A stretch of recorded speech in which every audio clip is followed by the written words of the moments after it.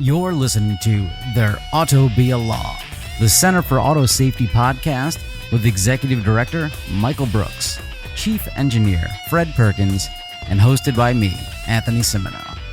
For over 50 years, the Center for Auto Safety has worked to make cars safer. Hey, listeners, welcome to another episode of It Came from the Deep. No, it's There Ought to Be a Law.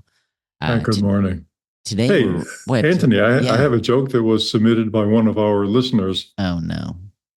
No, go ahead. Yeah, please. Encouraging. All right. What, and this is appropriate for you, what vegetable do sailors really hate? I don't know. What Bananas. vegetables? Leeks. Leeks. That's dad joke all the way. Why did Michael think a banana was a vegetable? I just always hear about boats, bananas and boats, right? Bananas and boats are bad. Yeah, that's just an old myth, but that's not what we're going to talk about today. We're going to talk about a problem close to home. The other day, I started my car and I sent both of you a screenshot of what I saw, not a screenshot, a photo. Oh, yeah. My car came up with a message basically saying, hey, there's some serious fault in your supplemental restraint system, your airbag. See your dealer immediately. And it was cool. It had a button said call dealer. And I hit that, and I got an 8-ball. Great. No, just that's ridiculous. I'm going to the dealer tomorrow. Yeah, tomorrow. Good. I'm glad you are. I was worried you were going to skip that. No way. Okay. Perfect crime, maybe, but I don't know if it's the passenger or driver side airbag that's disabled. Hey, well, to put it into a geek context, that is a great example of built-in diagnostics. We talk about that from time to time, and that's exactly what it does. It checks the systems to make sure they're operating okay and warns you if there's a problem. So despite the fact you had a problem, it's good news that your vehicle was designed to detect that and warn you so you can get it fixed. Yeah, I love it. Now, is this something that would be covered under warranty? Or am I going to have to pay for this? How old's your car? Oh, it's a 2020, so 4 years, 5 years. Well, did you buy it? It's going to matter when you buy it. I'd be surprised if it's still under factory warranty. You know what the factory warranty? I don't know what the Toyotas is. Three to 5 years, somewhere in there. Well, we'll find out. Anyway, the reason I bring up airbags is not just to talk about my issues, but let's talk about Chinese airbag parts that have exploded and killed 6. Oh, from an article in the Wall Street Journal, I'm quoting. The company, China-based Jilin Province Detiano Safety Technology, makes airbag inflators which contain hazardous chemicals that ignite during a crash to rapidly fill an airbag with gas. At least 6 people have died and 2 have been injured in crashes after the company's inflators ruptured and sprayed shrapnel around the vehicle's cabin. So NHTSA's investigating this. This sounds similar to Takata issue. This sounds, we've talked about this literally since episode 1, where Fred ruined my worldview by saying they can use anything as a propellant. And so they're still using anything. And this one is horrible. Yeah, these are counterfeit. They can, not only can they now use anything as a propellant, they can use nothing in these airbags because, a lot of these counterfeit airbags could be, stuffed with a sock instead of what you need to deploy an airbag. But it's becoming a huge problem. The weird thing about this is that these are coming illegally in the imported illegally into the United States. They're not, certified to U.S. standards. The company involved, DTN.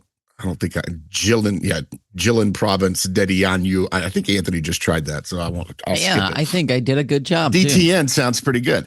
That company doesn't ship airbags and inflators to the United States. But somehow people in the United States are purchasing them. It's unclear, I think, at the moment whether they're being purchased by, any legitimate repair shops. It could be, private folks who are trying to fix their airbag and buying something off eBay. We're not really sure, but it's interesting because there's really, DTN is not a there's a question as to whether they fall under NHTSA's purview, since they're in China and don't intend, at least it appears, to ship these airbags to the United States. So, this is a situation where I think there are a lot of problems in protecting consumers against this. I'm kind of worried about the ability of the United States government to do so, because beyond, warning the public and maybe, carrying out some type of pressure campaign against online retailers who are selling these things, how do you reach DTN, even if, and there's a chance, DTN isn't the responsible party here. It could be, another criminal syndicate in China shipping these things to the United States. And I think we should all be, rightly skeptical of the ability of customs, to seize every one of these at the border. I don't think that's what's going to happen. We also don't know, are the installers, being fooled by it? Are they buying airbags that they think are legit, airbag inflators they think are legitimate that aren't? And then, you have the fact that there's very little chance of some kind of criminal enforcement on whoever is doing this internationally and sending it to America. I mean, possibly if there's someone colluding on the American side, there could be criminal enforcement there. So, there's somewhat of a kind of a regulatory and legal void here where it's going to be a very difficult problem to stop. And so it really becomes incumbent on consumers in a lot of respects to learn about the issue and make sure that they're getting their airbag and crash repairs from reputable repair shops, people they can trust, where they can verify the source of their parts. Yeah, let me give you a couple more perspectives on this. One is we have long advocated for a certificate, or at least a set of requirements for airbags that are going to be installed in American cars. NHTSA has not stepped up to this and has not set a standard, despite the fact that there are military and commercial standards for similar things. So there is the void that could easily be filled. There's a lot of military standards that could be adapted for this, but NHTSA hasn't done that. The second thing is the company says, according to their website, they don't ship airbags. Airbags are assemblies. The inflator is a part of that assembly. And so there are factors that could influence the rupture that are downstream of the inflator. So this is really needs to have some engineering analysis to make sure that NHTSA understands the source of the problem before it tries to fix the wrong problem.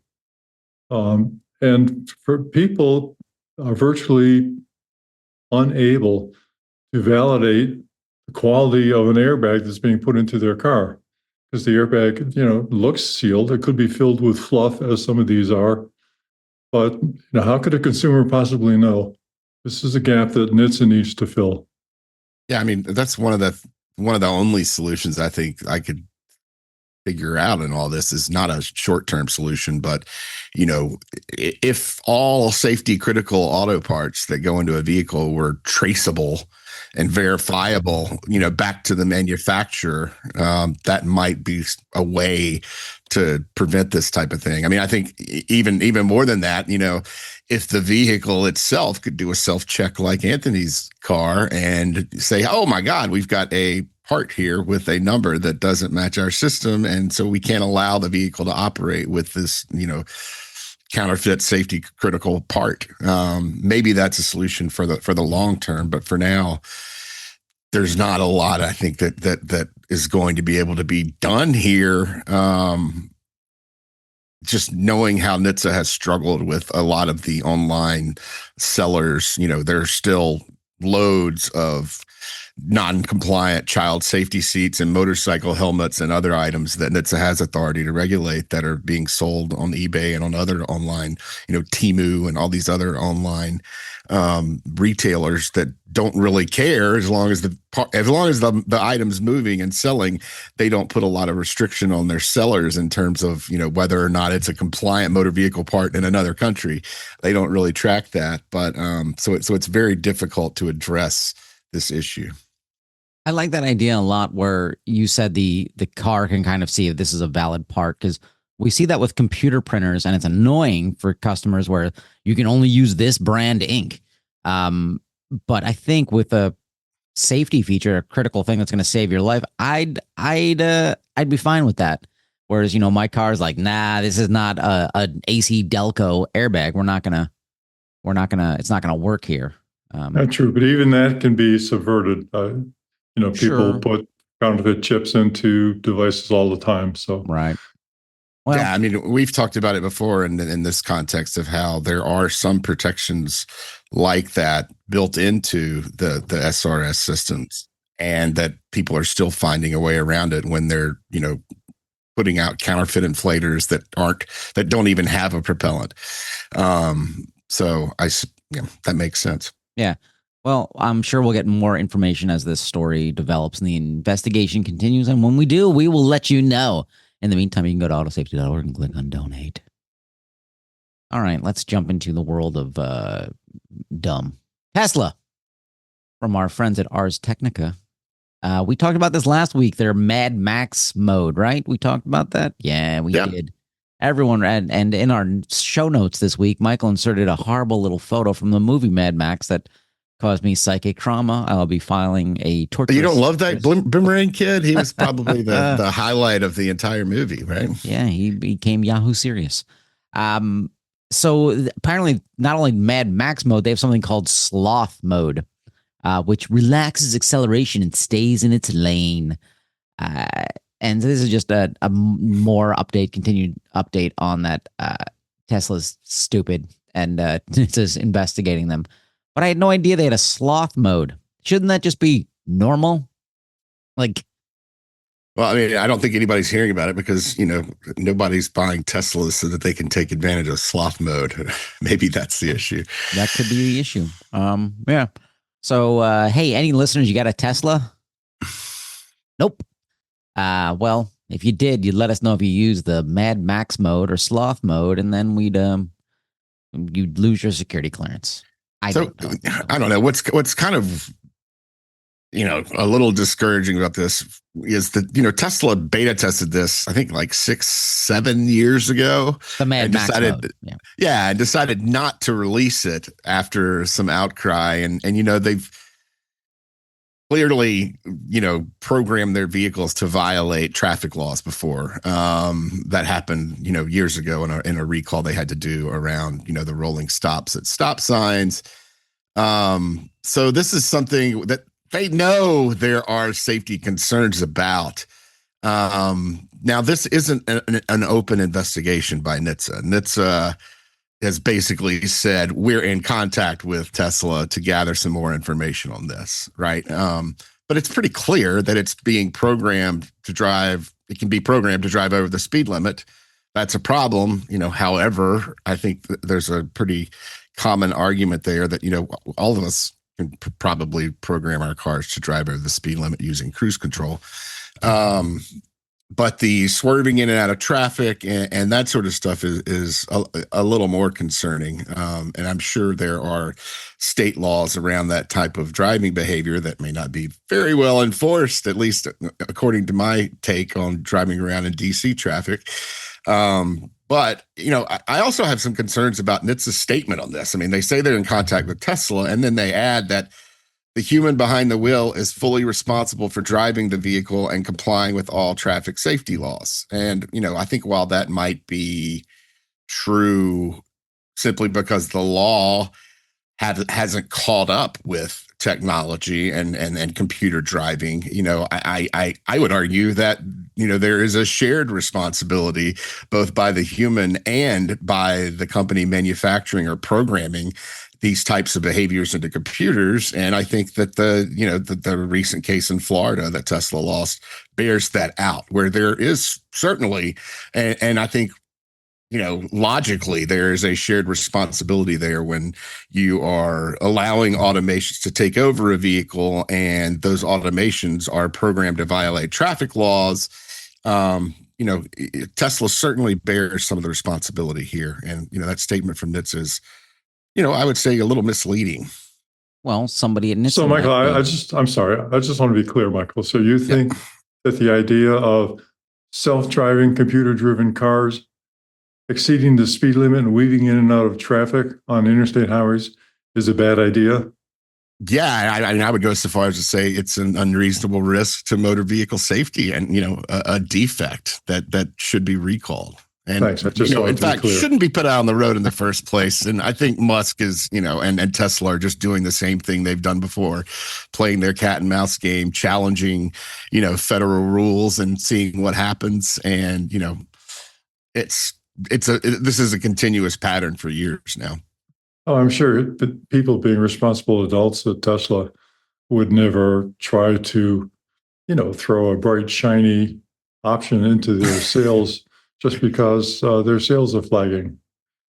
Wait a Completely second. unrelated. Are you being sarcastic, Mr. Perkins? Never. I don't even know the word. Good. Well, do you know physics? I do know some. Yeah. Okay. So I have a physics question for you. Is kinetic energy, is it linear or is it logarithmic? Like the increase? I'm not sure I know what you mean. I'm not sure I know what I mean either. But Yeah, there's Well, this. kinetic energy goes up as the square of the speed. Okay. So 20 miles an hour, you have only a quarter of the kinetic energy that you would have at 40 miles per hour. So a quarter of it. So it's not. Yeah. Okay. So this is, I think, my question. So there's this guy quoted in this article about the only places on planet Earth where you can speed. Do you like to speed, Fred? I'm Do you like sorry? to speed? What? Do you like to speed? Do you like to drive fast? Me? Yeah, you. Perish the thought. Okay. So anyway, there's this guy in this article about the only places on planet Earth where you can drive, but there's no speed limit. And he says, it's simple physics. Higher speeds result in increased impact force. If you're going 10 miles per hour and you speed up to 20 miles per hour, that's twice as much kinetic energy. That's what I want to know. Is it going from 10 to 20? Is that twice as much kinetic energy? Nope. I didn't No, think it's so. more than that. It's 4 times. And that young man's name was Michael Brooks. But it's a good point. I'm not here to shame you. I just wanted to, that's the linear logarithmic. Anyway, this is a fun article. We have a link to from MSN. It's in Reader's Digest, I believe, talking where Michael and someone from AAA are quoted talking about, and actually really only Michael is quoted, talking about where you can go really fast on different roads. And obviously the Autobahn we've heard of. And where else would be the perfect place you can go as fast as you want? Come on. The Isle of Man. Yeah. I mean, of course, the Isle of Man. Yeah, that was an interesting. That article is kind of outside of our normal thing, and I didn't notice that quote in there, but that is clearly wrong. I mean, you're going to get, I think there's an exponential relationship between the force and the impact in miles per hour. The point is, the faster you go the speed limit, that you're going to be imparting much more kinetic energy per mile per hour as you go. Yes. And More faster, more dangerous. Yeah, and this article, I gotta say, it's a little too.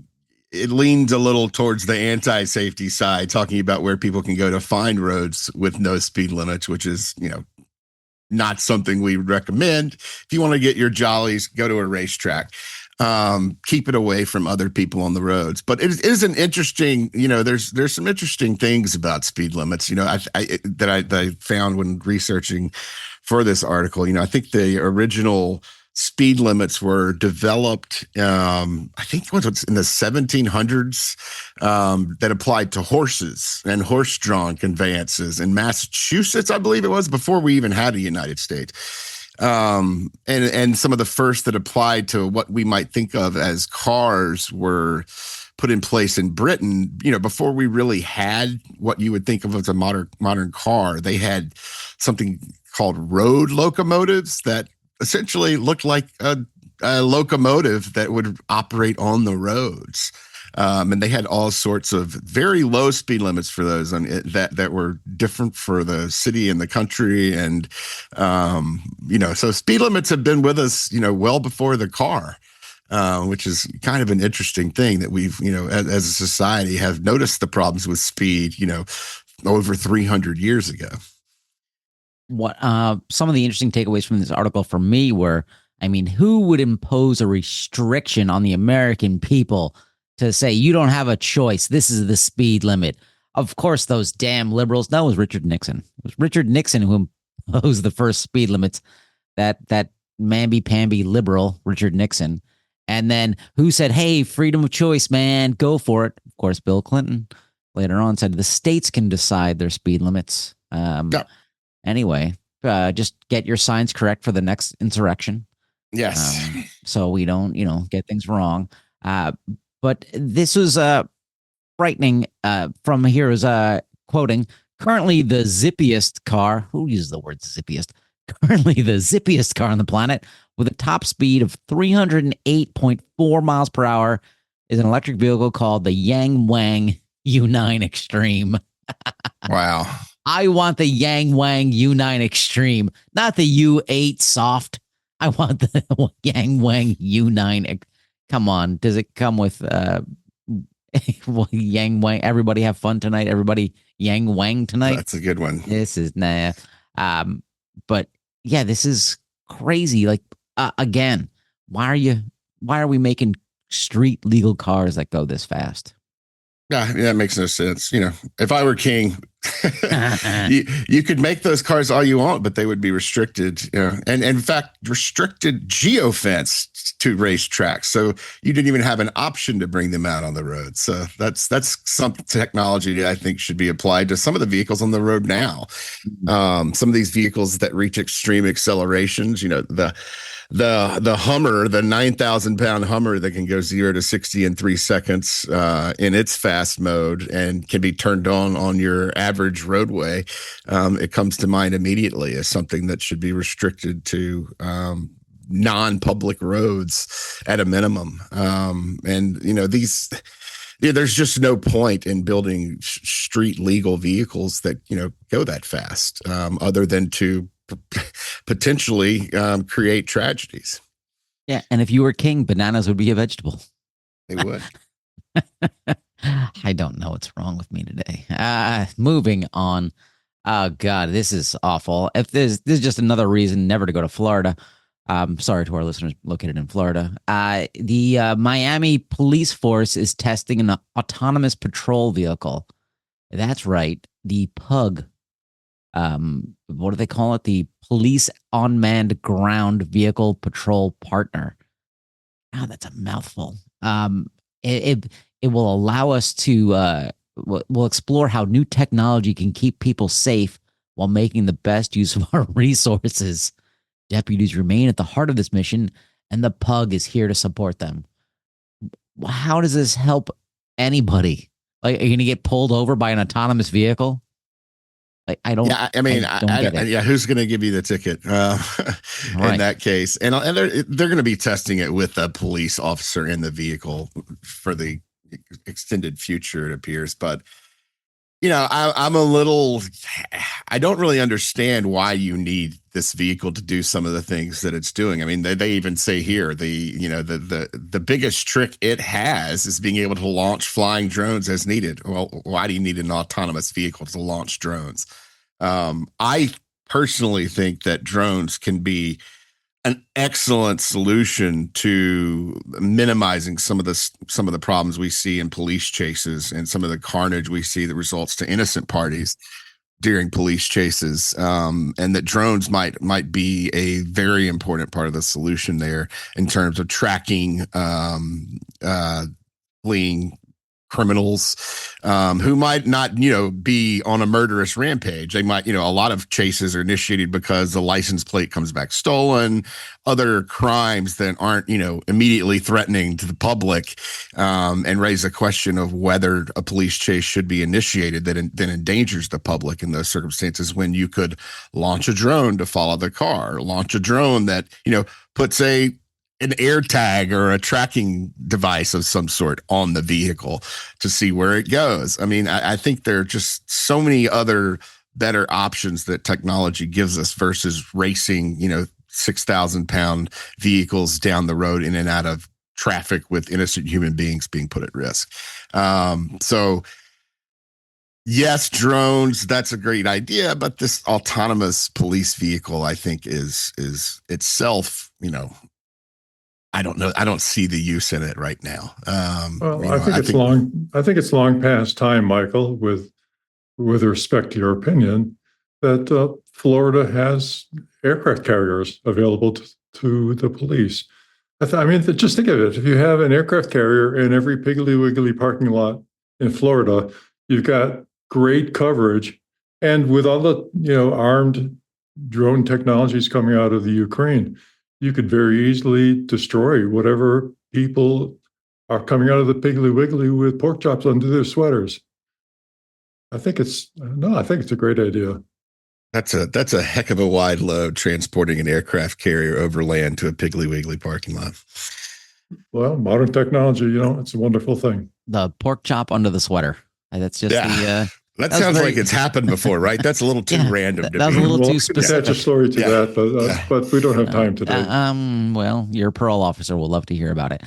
Yeah, so Michael, what you're talking about. So this is an autonomous vehicle that will launch autonomous drones, right? That's what they want to do with this. No, I mean, I guess they don't have to be autonomous drones. I mean, they could certainly be human controlled drones, but I don't know. They seem to be geeking out on all the stuff they can do autonomously here. When I think that having a police officer in the car and outfitting police vehicles with the ability to launch drones that would track criminals versus the police car having to race at dangerous speeds to do so makes a lot of sense. And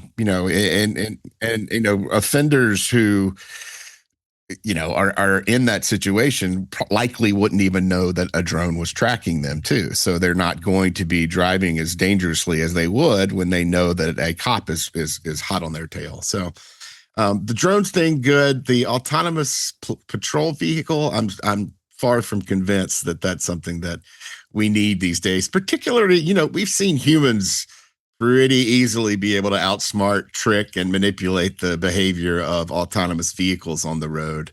I can't imagine that there would be any difference with this thing. Yeah, Miami. What's the deal here? I don't understand.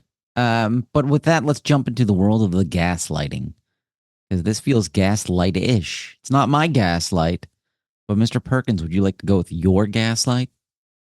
I'm ready to go. Go! Friends at NVIDIA gave us a great opportunity to discuss their gaslight.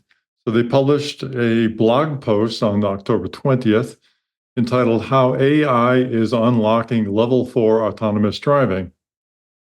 So as I went and took a look at that, and quoting from them, when the Society of Automotive Engineers established its framework for vehicle autonomy in 2014, it created the industry standard roadmap for self-driving technology. Well, no such organization exists, for starters. And the other thing is they don't have a roadmap for self-driving technology. What they have is a set of words, which they're calling the taxonomy, that describes certain aspects of operations if technology were to exist. So there is no roadmap. They go on to say level 4 autonomous driving enables vehicles to handle all driving tasks within specific operating zones. No, not really. Within an ODD is accurate, but there's no definition of specific operating zones. Quoting again, with foundation models, the vehicle encountering a mattress in the road or a ball rolling into the street can now reason its way through scenarios. Well, no. It could only do that if there are huge numbers of very similar and very well-constrained examples that are available for the database to analyze, and that's just not the case. There's the additional problem that there are no two identical vehicles and no two identical events. So this is not something that's technically achievable.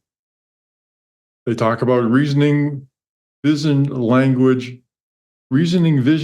action, which they call VLA models, integrate diverse perceptual inputs, language understanding, and action generation with step-by-step reasoning. What the hell does this mean?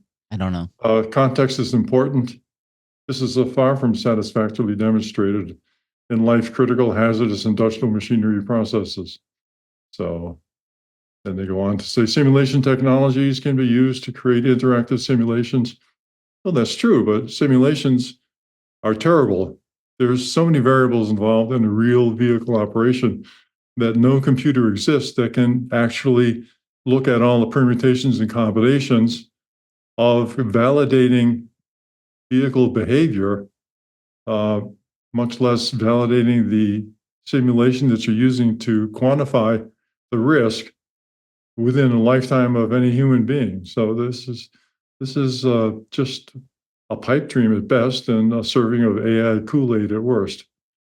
Level 4 autonomy systematically removes human error, the cause of the vast majority of crashes, they say.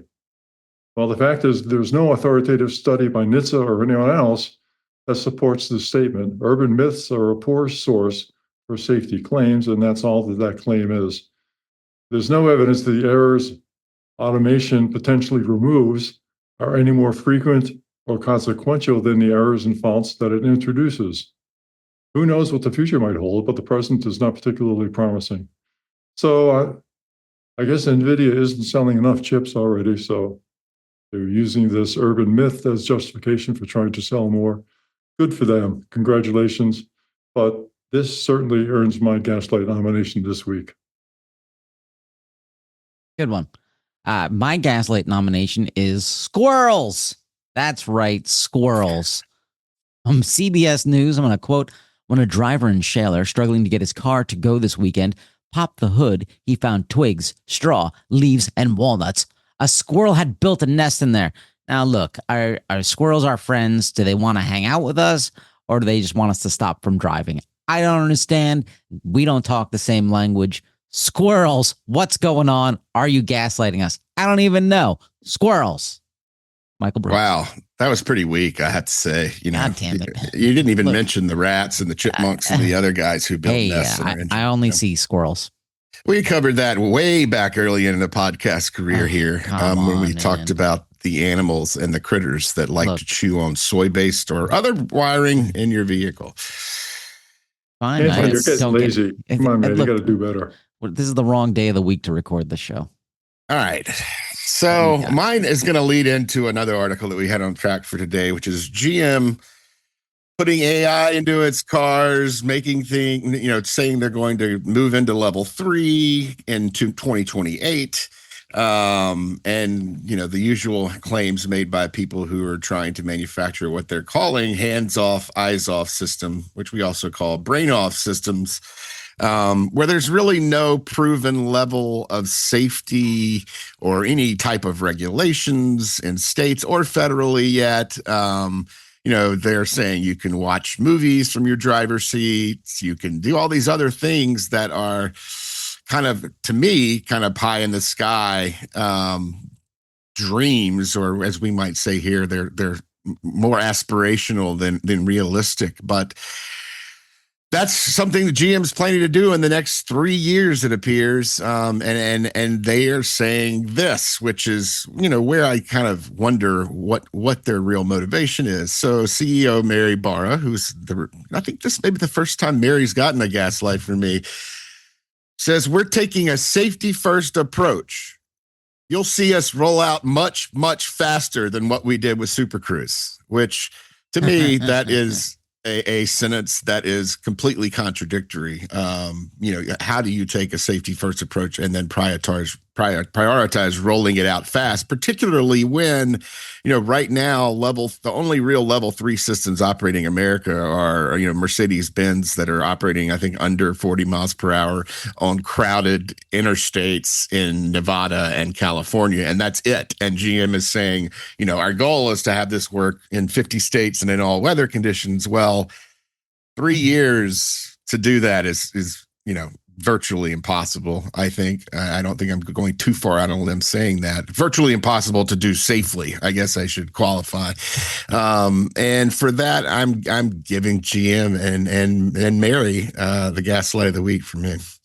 That's a really good one. I like that because from that article in Ars Technica, they say this is going to an advanced machine learning to handle the driving duties in a controlled environment up to 80 miles per hour. which I find fascinating because they're like, we can't get AEB to work above 5 miles per hour or whatever ridiculous limit, but we can have the car drive fast. And meanwhile, the most, what I would say is the most advanced fully autonomous vehicle in the market, Waymos, aren't traveling on interstates yet at those speeds. And, GM, which, is basing, I suppose, some of this technology on what they went through with Kyle and Cruise, is somehow bullish about their chances there. I don't know. All this just seems like more blather from the auto industry around, advanced tech that I think they're trying to pull the wool over our eyes here and pretend they're a little further along than they are. But, we'll see in 3 years if we're still around. Okay, well, my team has done the quick scoring. And Michael, you almost pulled ahead there with mentioning Kyle, because any mention of Kyle almost brings you right to the top. But Fred, you win this week. And it's not the reason you suspect. It's because you said roughly, I don't have the quote perfectly. You said there is no roadmap. They have a set of words, which I found delightful. So thank you. I appreciate that. I've worked hard to get this honor, and I'd like to thank my support staff and, all of the people who operate behind the scenes to make this happen. Oh, no. Which is basically you and Michael, but give credit where due. Okay, great, good. Before we jump into the world of the Tao, let's do a little study from the Insurance Institute for Highway Safety.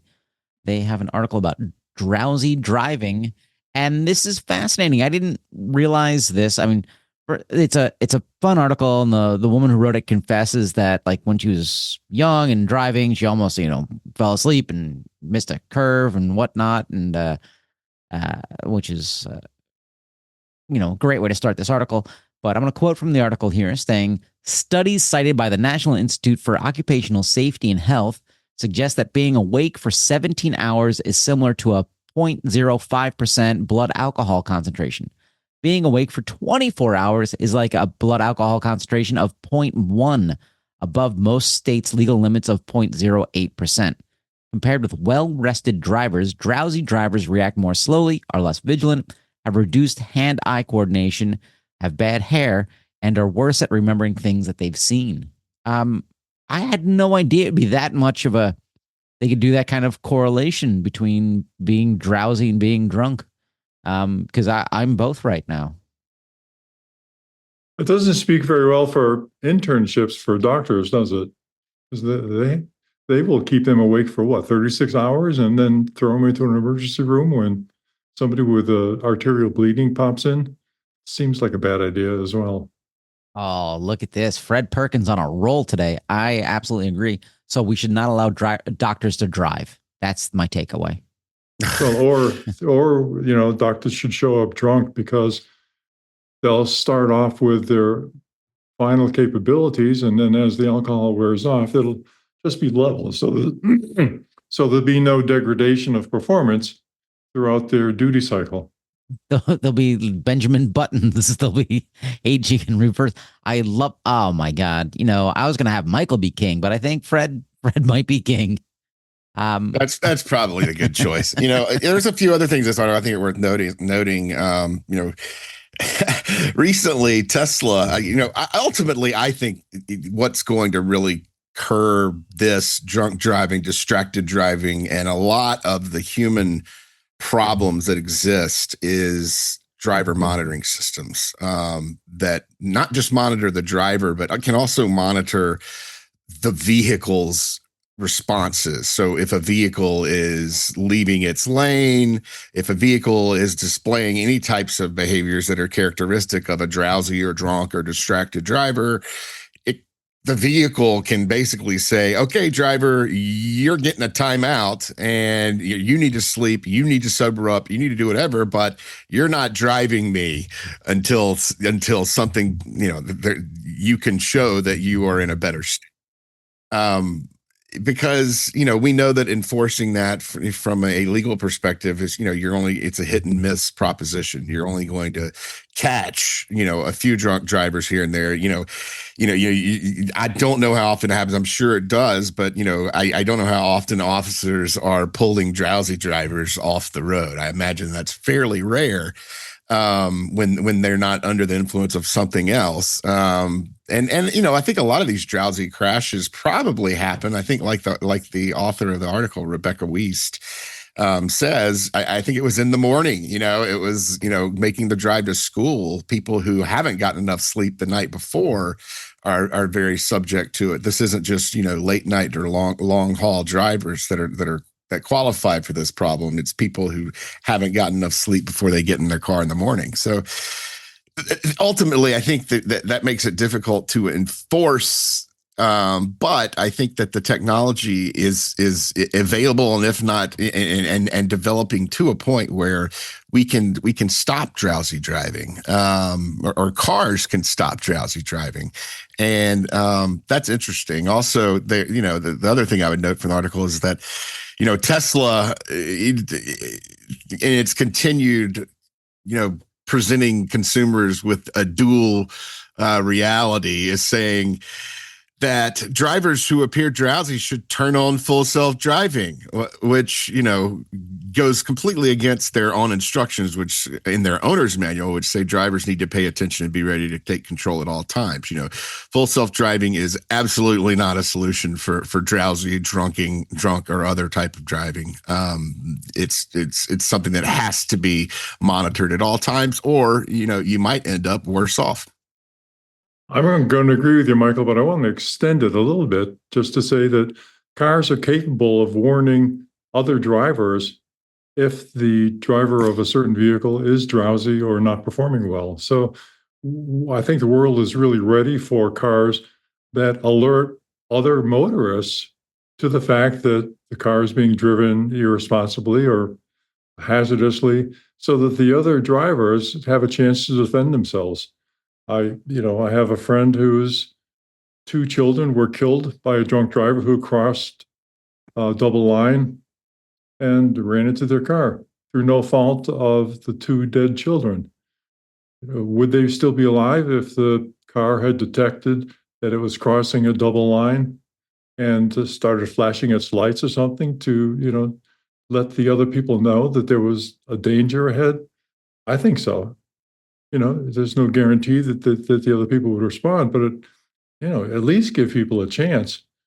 When you've got laws in various states that allow people to shoot other people if they feel threatened, shouldn't you also have a law that says if a car is engaged in hazardous performance, hazardous driving, or the driver appears to be out of control, that you warn the other people around them because of all that kinetic energy that's in those cars? Remember, a typical vehicle traveling 70 miles an hour has the destructive energy of a hand grenade if you ignore, the burning fuel.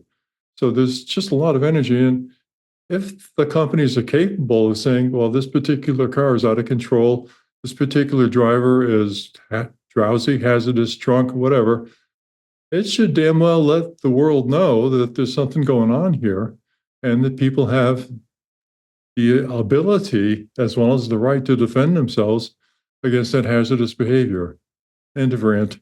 Yeah, and I'll continue a rant, which is that the type of technology that can prevent drowsy, drunken, distracted driving is, I would argue, is much more ready for prime time and to be deployed than the kind of crap GM's promising in 3 years in 2028, the level 3 operating at 80 miles per hour on an interstate. I mean, I think it's pretty obvious that that's a much harder task than monitoring drivers to ensure that they're, following traffic laws, paying attention, not a threat to other road users. I can't imagine how that could be more complex than designing a vehicle that's going to take over the driving task for a level 3 vehicle. And yet, manufacturers are so focused on shoveling all these convenience features and AI and movies and everything into vehicles so that they can monetize it.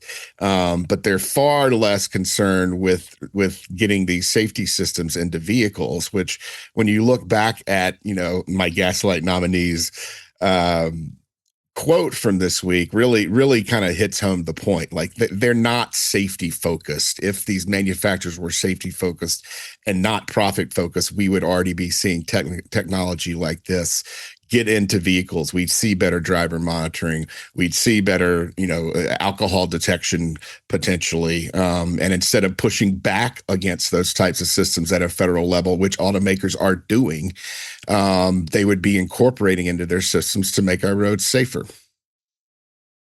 I like it. I think every now and then the coffee cup icon on my dashboard comes up and says, "Hey, need a rest?" Why not? I don't know how the math behind that algorithm, but yeah, make that external. Hey, I need coffee. Something, we can make it a little fun, right? No. All right. Let's jump into the Tao. How's that? Let's do some Tao time. Tao time. Tao time. Here we go. We are working on a set of checklist items for regulators who are confronted with some entity who's trying to get permission to use self-driving vehicles, computer-driven vehicles in the states or cities within their boundaries. So we're going to post this on the website. We'd love public comment on this. And even though it's still in draft form, I think that where we're headed is pretty clear. Let me read an introduction here. Stakeholders of extended automotive safety community are not experts in AV and other computer-driven vehicle safety.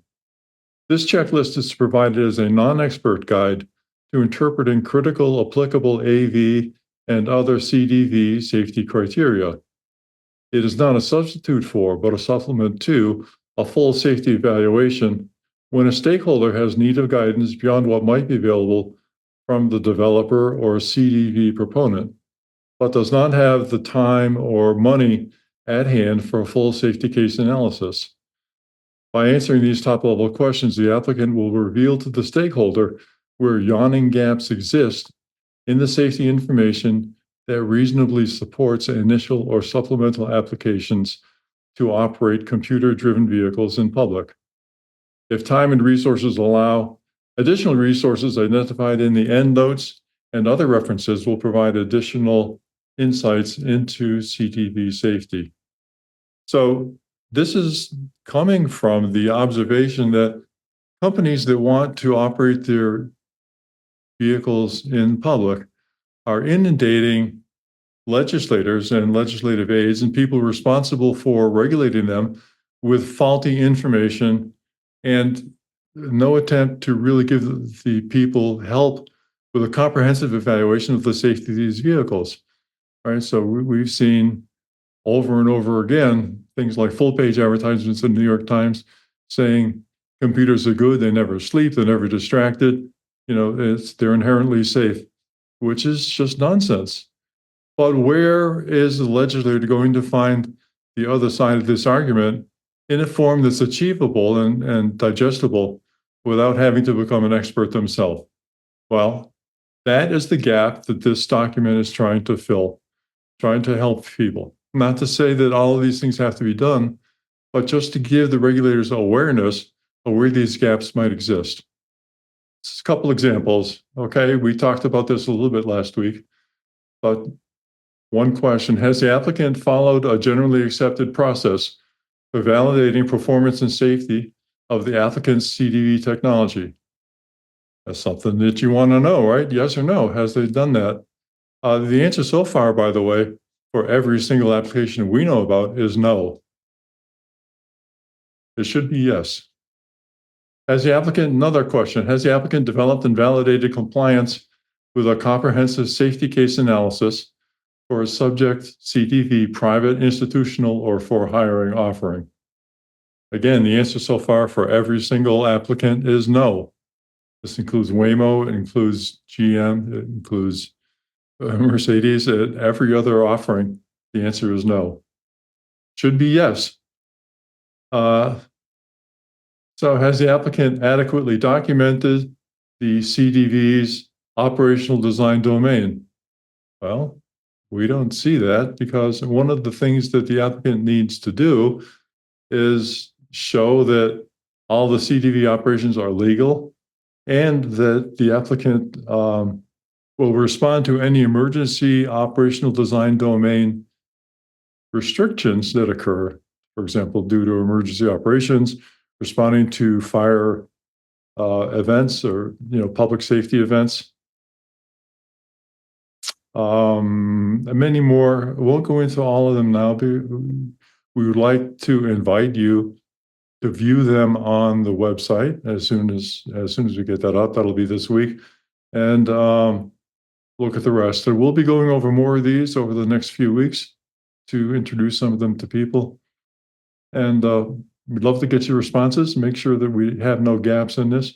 But again, this is particularly oriented towards people who are in the world of regulating or trying to understand what these self-driving vehicles or computer-driven vehicles are all about and why they should be concerned, and are not satisfied with simply the self-serving information that's available from the applicants themselves.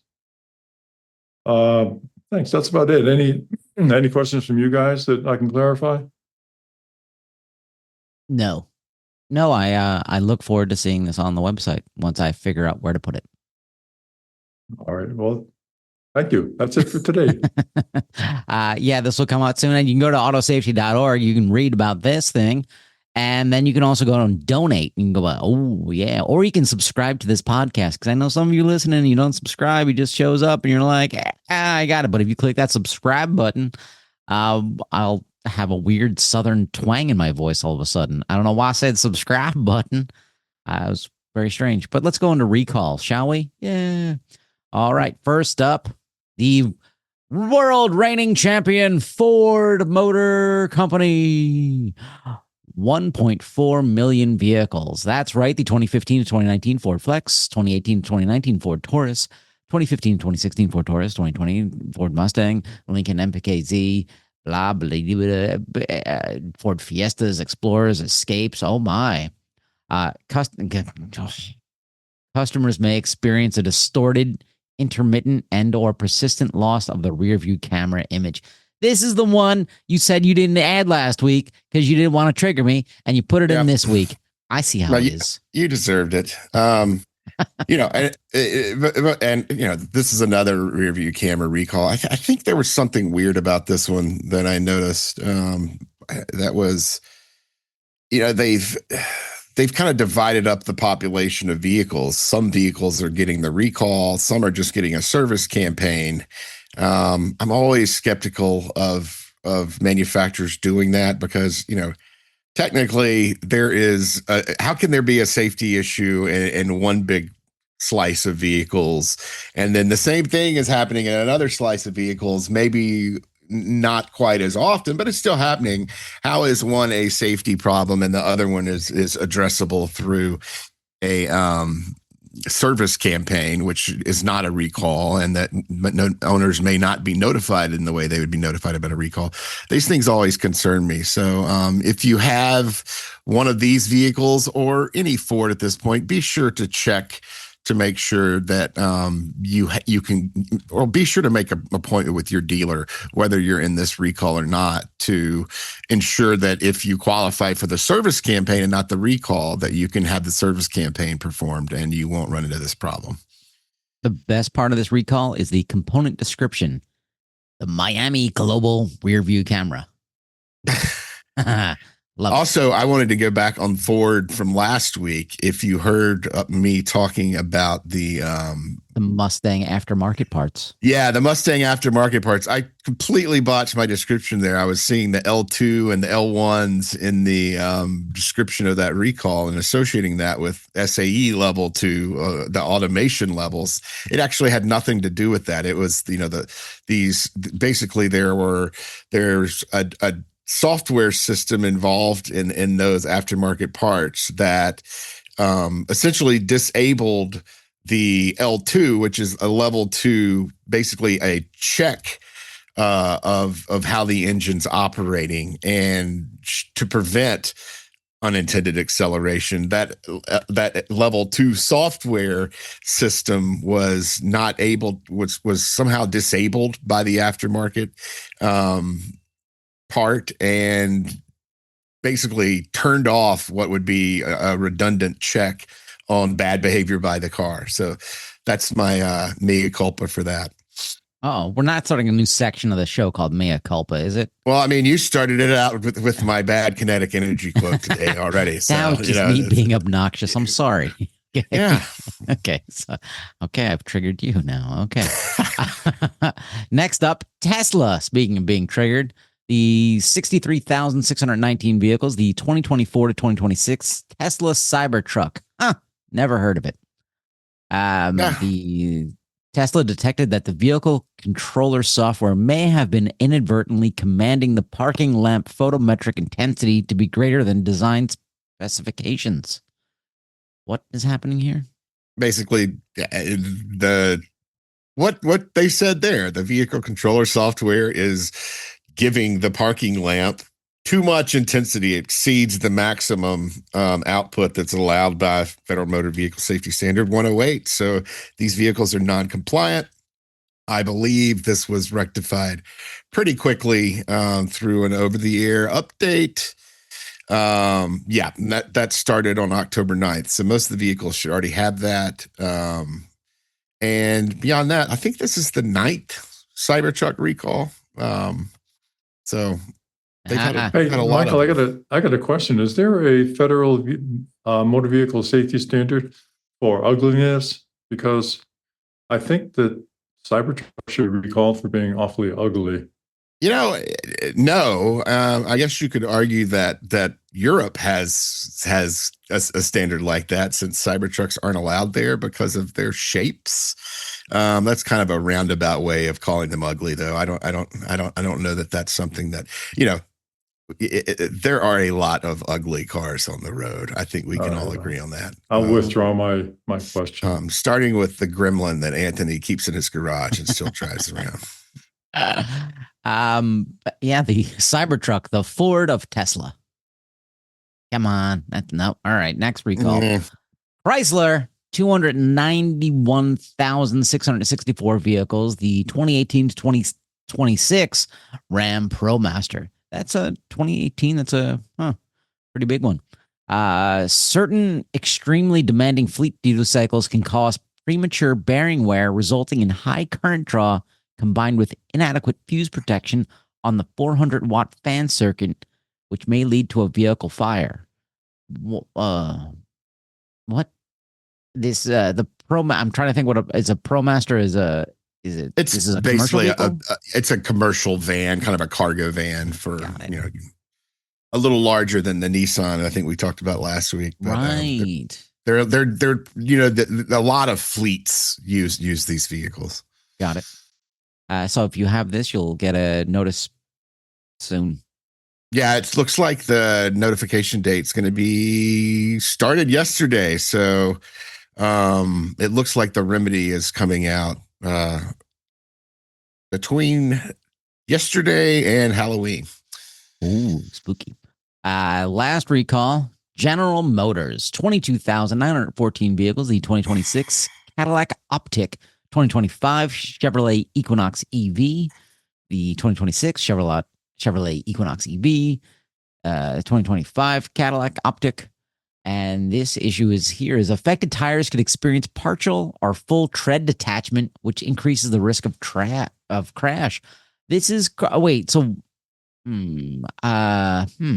why is this not just a separate tire recall? And is it these tires are only made for these vehicles?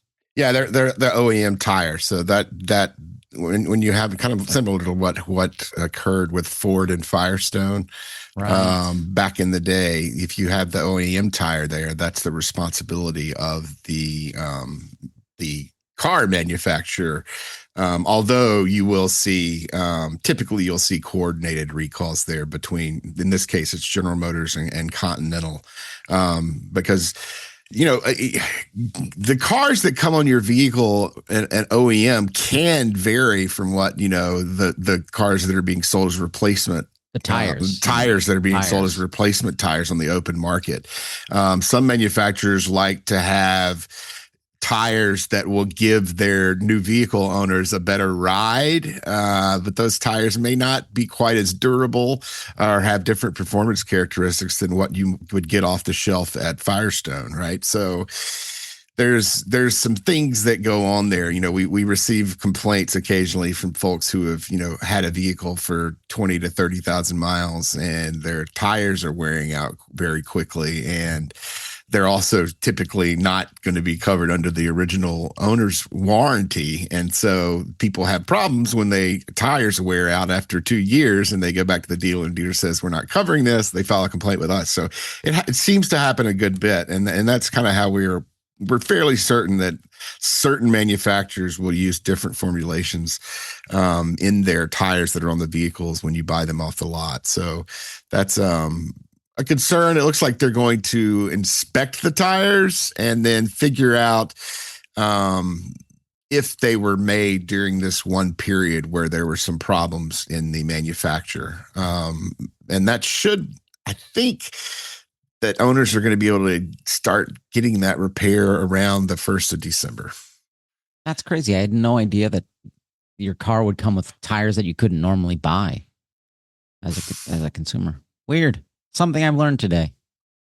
And with that, that's our show. Thanks for listening. Go to autosafety.org, click donate, and we'll be back next week. Oh, do we have a guest next week? Yes, we have a guest and a special topic. So Phil Koopman's going to join us, and we're going to talk about unintended sudden acceleration and everything that has gone on in that area over the last about 50 years. There have been a lot of different investigations of sudden acceleration that have been carried out by NHTSA.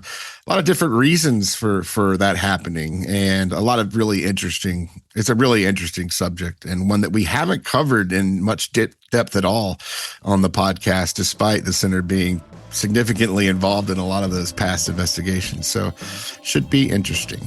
Yeah, it's always good. Then we'll have the Philly Fanatics, his fan club, listening to us. All right. Bye. All right. Well, thank you. And folks, do check the website when you get the opportunity in a couple of days and give us your feedback on this checklist that we're putting together. Thanks. Bye-bye. For more information, visit www.autosafety.org.